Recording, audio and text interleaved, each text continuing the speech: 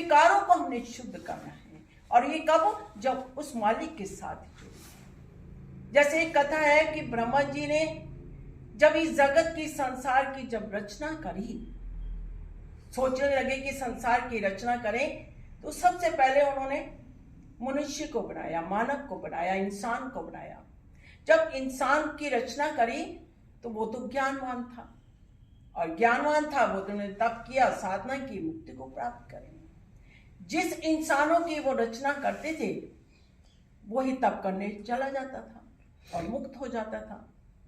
ब्रह्मा जी तो इस संसार की विस्तार करना चाहते थे, रचना करना चाहते थे, और जिस मानव की रचना करते थे वो तप करके मुक्त हो जाता था।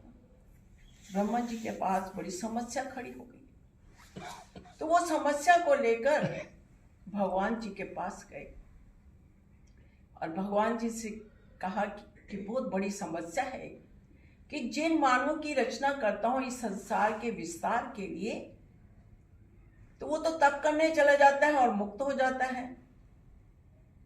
जब भगवान जी ने ये बात सुनी तो उन्होंने माया की रचना करी।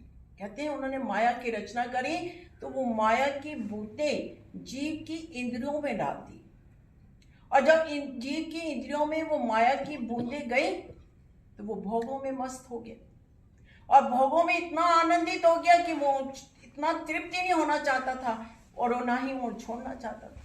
इसी कारण वो अशुद्ध हो गया, और अशुद्ध होने के कारण वो परमात्मा से नहीं मिल पाया।